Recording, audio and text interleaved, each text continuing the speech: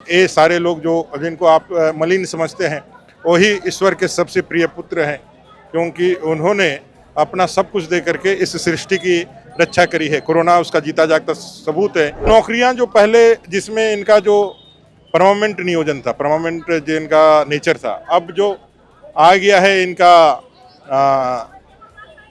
Outsourcing के माध्यम से, कॉन्ट्रैक्ट के माध्यम से, तो जो इनको हक मिलना चाहिए वो हक नहीं मिल पा रहा है। पहले लोग सोचते थे जो कचरा वाला है, लेकिन जब मोदी जी ने कहा ना कचरा वाला नहीं है वो सफाई वाला है, कचरा तो हम और आप करते हैं, तो भले ही आप किसी को जाहिर करते हो या नहीं करते हो, अपने मन में तो आपके भाव तो जागृत हो ही गया। तो जाति में जो सबसे नीचे के पायदान में है उसमें से एक हाड़ी समाज है, जो अपने अस्तित्व के लिए, अपने पहचान के लिए, अपने राजनीतिक, आर्थिक, सामाजिक पहचान के लिए लगातार संघर्ष कर रहा है। फिलहाल हम राजभवन के समक्ष मौजूद हैं, जहां हाड़ी समाज अपने अधिकारों के लिए, अपने मूलभूत अधिकारों के लिए आवाज उठा रहा है और इनका समर्थन करने के लिए फिलहाल हमारे साथ मौजूद हैं पूर्व नेता प्रतिपक्ष अमर कुमार बावरी जी। आपको बता दें कि यहां अखिल भारतीय हाड़ी संघर्ष मोर्चा के बैनर तले ये 1 दिवसीय महाधरना आयोजित किया गया है और 13 सूत्री इनकी मांगे हैं। सर, पहले तो क्या कहना चाहिएगा?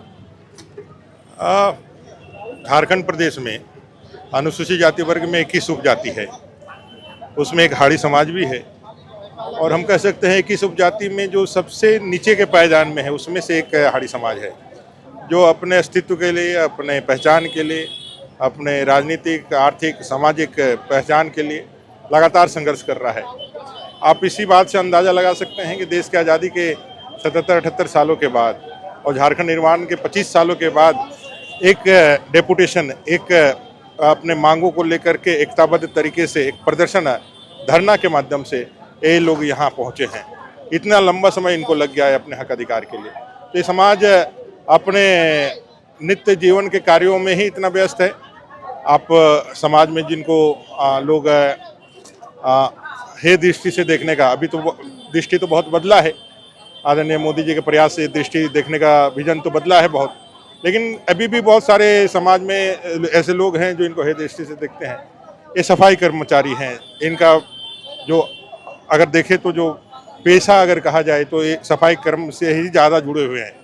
अभी डॉक्टर बन रहे हैं, इंजीनियर बन रहे हैं, जज बन रहे हैं, अपने जो है दरोगा बन रहे हैं, सभी क्षेत्रों में जा रहे हैं, लेकिन जो बड़ी संख्या है वो सफाई से जुड़ी हुई है, और जिनके कारण यह देश स्वच्छ हो रहा है, हमारा समाज स्वच्छ हो रहा है। हमारे द्वारा जो दिन प्रतिदिन जो गंदगियाँ या जो हम लोग कचरा करते हैं, मोटी भाषा में कहें तो उसको सफाई करने वाले देवतुल्य मानव हैं, जिनका हम सबको आदर करना चाहिए। और आज अनेक समस्याओं से जूझ रहे हैं, विशेष करके जो नौकरियां जो पहले जिसमें इनका जो परमानेंट नियोजन था, परमानेंट जो इनका नेचर था, अब जो आ गया है इनका आउटसोर्सिंग के माध्यम से, कॉन्ट्रैक्ट के माध्यम से, तो जो इनको हक मिलना चाहिए वो हक नहीं मिल पा रहा है। और इससे ये समाज को आगे बढ़ने के लिए संसाधन चाहिए। संसाधन क्या चाहिए? तो उनको अपने बच्चों को पढ़ाने के लिए, अपने जीवन स्तर को उठाने के लिए अभी कुछ ऐसा एक मानदेय या एक ऐसा पैसा चाहिए, उनके जीवन को एक ऐसी सुरक्षा चाहिए जिससे अपने जीवन को, अपने बच्चों के जीवन को अच्छा बना सके। एक बड़ी मांग यह है इनके साथ, और भी 13 सूत्री मांग है, जिसमें सफाई आयोग का, सफाई कर्मचारी आयोग का गठन है, और अपने पहचान को लेकर के और अपने सारे विषयों को लेकर के ये सारे लगे हुए हैं। सफाई कर्मचारी आयोग अगर बनता है, उसका गठन होता है, तो उससे क्या बदलाव आने के चांसेस हैं? देखिए, अनुसूचित जाति आयोग समस्त रूप से उपजाति जो हमारे 21 है उसकी चिंता करेगा, लेकिन सफाई कर्मचारी आयोग जब का गठन होगा तो विशेष रूप से जो सफाई कर्मचारी हैं, जिनका स्पेसिफिक समस्याएं हैं, वो सामाजिक समस्याएं भी हैं, उनकी पहचान के, उनके आत्मसम्मान के, उनके आत्मबल के, उनके राजनीतिक समस्याएं भी हैं, भाई उनके प्रतिनिधित्व में जो कास्ट सर्टिफिकेट बनना और बाकी चीज़ें, क्योंकि एक तो कोई ज़मीन का अधिकारी है नहीं, ये सारे लोग ऐसे ही बैठा दिए गए हैं, इनका उन्मूलन कर दिया गया है। इनके मूल क्षेत्र से लोग लेकर के आए, पहले गुलामी में जो हमारा गुलाम था वो लेकर के आए थे, फिर अंग्रेज उठा कर ले आए, शहरों में बैठा दिए, बस्तियों में बैठा दिए, इनका स्पेसिफिक काम दे दिए, तो उनके पास ज़मीन है नहीं। अब उनको जो सर्टिफिकेट बनने में परेशानी है, और भी जो उनके जो मैंने बताया कि जो कॉन्ट्रेक्चुअल जॉब को लेकर के जो आए दिन उनको परेशानियां हो रही है, ये सारे विषयों पर सफाई कर्मचारी आयोग होने से स्पेसिफिक उस पर ध्यान देगा और इनके समस्याओं का स्पेसिफिक उन्मूलन के लिए अपने सुझाव देगा और राज्य सरकार उसको मानेगी तो उसका समाधान निकलेगा। इनकी मांग इनमें से एक ये भी है कि डॉक्टर भीमराव अंबेडकर का, बाबा साहेब भीमराव अंबेडकर का एक तस्वीर उनकी विधानसभा में लगाई जाए। विधानसभा में तस्वीर तो है, लेकिन उनका एक आदमकद प्रतिमा लगाने की बात चल रही है। पिछले दिनों अनुसूचित जाति समन्वय समिति के माध्यम से भी हम लोगों ने ये मांग की थी और अभी भी इन्होंने उस मांग का समर्थन दिया है। तो मुझे लगता है कि सरकार को एक आदमकद प्रतिमा बाबा साहब के विधानसभा परिसर में लगाना चाहिए। आपने कहा कि प्रधानमंत्री नरेंद्र मोदी ने कचड़े वालों, मतलब जो पहले कचड़े वाले कहे जाते थे, उनका नाम बदल करके सफाई कर्मचारी उनका नाम रख दिया, लेकिन इससे कुछ बदलाव तो नहीं आया। बस नाम चेंज हुआ, एक नामकरण दे दिया गया, उससे कुछ सामाजिक बदलाव तो नहीं आया है। देखने की दृष्टि में तो जरूर बदलाव आया है। अगर आप देखेंगे समाज के अंदर, तो पहले लोग सोचते थे जो कचड़ा वाला है, लेकिन जब मोदी जी ने कहा ना कचड़ा वाला नहीं है, वो सफाई वाला है, कचड़ा तो हम और आप करते हैं, तो भले ही आप किसी को जाहिर करते हो या नहीं करते हो, अपने मन में तो आपके भाव तो जागृत हो ही गया, आपका अंतर्मन तो जान ही गया कि जो सामने वाला व्यक्ति है वो सफाई कर रहा है और मैं गंदगी पैदा कर रहा हूँ। मैनुअल स्कैवेंजिंग तो अभी भी जारी है देश भर में, देखिए झारखंड में भी ये एक सामाजिक समस्या है। सामाजिक रूप से बोले तो एक नागरिक समस्या ज़्यादा है, सामाजिक से ज़्यादा नागरिक समस्या है। हम एक भारत देश के स्वतंत्र नागरिक है जो अपने स्वतंत्रता के 77 साल हम लोगों ने उपभोग कर लिए हैं। संविधान की ताकतें हमको प्राप्त है और जिसमें हर मानव को मानव के रूप में सम्मान देना, यह प्रथम अधिकार समाज ने, संविधान ने हमको दिया है। उसके बाद भी हमारा सिविक सेंस जागृत नहीं होता है। एक मनुष्य के रूप में यदि हमारा यह भाव या यह हमारा हृदय में परिवर्तन नहीं आता है, तो ये बेसिकली जो एजुकेशन सिस्टम है उसकी समस्याएं हैं और समाज को भी, और व्यक्तिगत उस तरह के जो मानसिक रोगी हैं जो इस तरह की भावना अभी भी रखते हैं, उसको अच्छे तरीके से काउंसलिंग और अच्छे तरीके से व्यवहार और अच्छे तरीके से और कुछ विचारों की, और हम लोग तो यही कहते हैं कि ये सारे लोग जो जिनको आप मलिन समझते हैं वही ईश्वर के सबसे प्रिय पुत्र हैं, क्योंकि उन्होंने अपना सब कुछ दे करके इस सृष्टि की रक्षा करी है। कोरोना उसका जीता जागता सबूत है। जब घर से लोग बाहर नहीं निकल रहे थे और मास्क के बिना, सैनिटाइजर के बिना काम नहीं कर रहे थे, वहाँ सारे कोरोना पेशेंट्स के जो भी अपशिष्ट थे उनको इन्होंने बिना मास्क के, बिना सैनिटाइजर के निस्तारण किया है और ईश्वर ने इनको कभी भी कोई व्याधि नहीं दी है। ये ईश्वर की कृपा है, इसको आपको हम समझना चाहिए। झारखंड को निर्माण हुए 24 साल से अधिक हो चुके हैं और आप भी सरकार में रहे, बीजेपी की सरकार कई दफ़ा बनी, और आपको जैसे कि इसमें लिखा हुआ भी है कि 5 लाख से अधिक की आबादी हाड़ी समाज की यहाँ पर रहती है, निवास करती है, लेकिन आज भी उनके बारे में आज तक क्यों नहीं सोचा गया? 24 साल से ज़्यादा हो गए झारखंड को निर्माण हुए।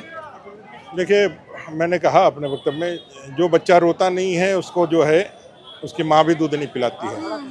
अभी सभी समाज में इतनी सारी समस्याएं हैं कि आप अगर यदि अपने लिए कुछ अलग से यदि समझते हैं समाधान, तो आपको आगे बढ़ करके हल्ला करना ही होगा, बोलना ही होगा। मतलब हाड़ी समाज ने कभी आज तक आवाज अपने लिए नहीं उठाई? अभी तक संगठित रूप से इतनी आवाज नहीं उठी। एक ही उपजाति है, हम लोगों की लड़ाई का ही परिणाम था कि अनुसूचित जाति आयोग झारखंड बनने के 14 साल तक नहीं था। हम लोगों के कारण ही अनुसूचित जाति आयोग का गठन हुआ, स्पेसिफिक अनुसूचित जाति आयोग बना करके उसके प्रति जो काम करने की प्रक्रिया चालू हुई। लेकिन जब समाज कमजोर, निष्क्रिय है ये। अब ये सरकार को देखना है जो लगातार इसको डिफंक रखी हुई है। लेकिन ऐसा शासन प्रशासन को तब ताकत मिलता है, राज्य सत्ता को तब ताकत मिलता है जब उनको लगता है कि सामने वाला कमजोर है। जो समाज मजबूत होता है, जो समाज अपने हक अधिकार को किसी भी कीमत पे बर्दाश्त नहीं करता है, उसका हक अधिकार आसानी से मिल जाता है। अब मुझे इस बात की खुशी है कि अब ये जो वंचित समाज है वो अपने हक अधिकार के लिए अब जागना प्रारंभ किए हैं, बोलना प्रारंभ किए हैं, मांगना प्रारंभ किए हैं, और वो दिन दूर नहीं होगा जब हमें अपने हक का अधिकार मिलेगा ही मिलेगा। एकजुटता क्यों नहीं है समाज में?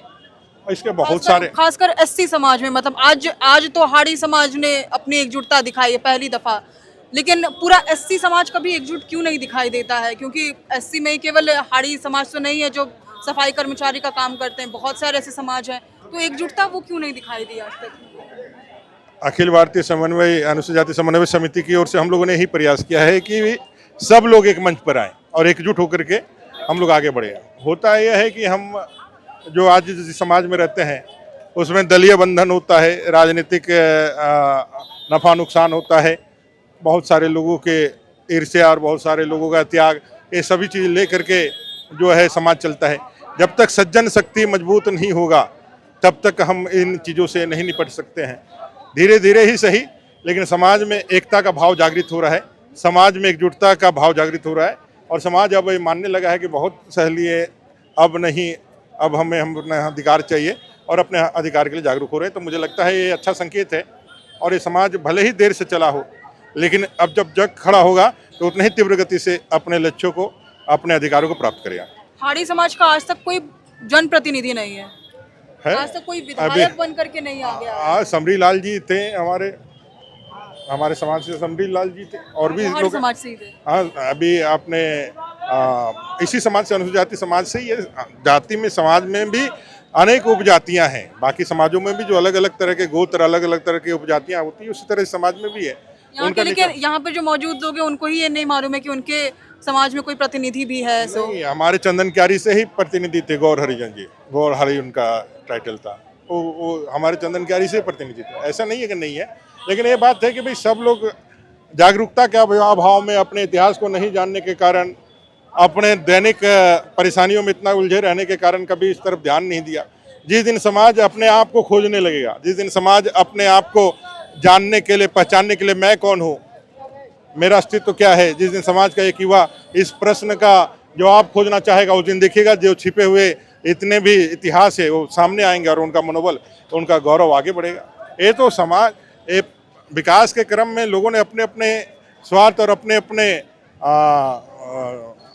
इच्छा अनुसार अपने तरीके से अपने आप को मजबूत बनाने के लिए लोगों ने सबका इतिहास को कहीं ना कहीं खंडित करना, छिपाना और कहीं ना कहीं उसको जो है हटाने का काम किया है। अब समाज जब आगे बढ़ेगा, देखिएगा तो उसको खोजेगा। क्या आगे स्टेप लिए जाएंगे इसके लिए? आज तो गवर्नर, महामहिम गवर्नर साहब को पहले मिले थे, आज डेपुटेशन के माध्यम से उनको दिया जा रहा है। आगे चल करके इस हक की लड़ाई के लिए सड़क से सदन तक जितनी लड़ाई करनी होगी, हम लोग मिल बैठ करके समाज जो तय करेगा, हम लोग उनके साथ खड़े रहेंगे। आपका समर्थन मिलेगा? 100% समर्थन है। मैंने कहा कि जहाँ उनका पसीना बहेगा वहाँ हम लोग अपना खून भी बहाने के लिए तैयार रहेंगे।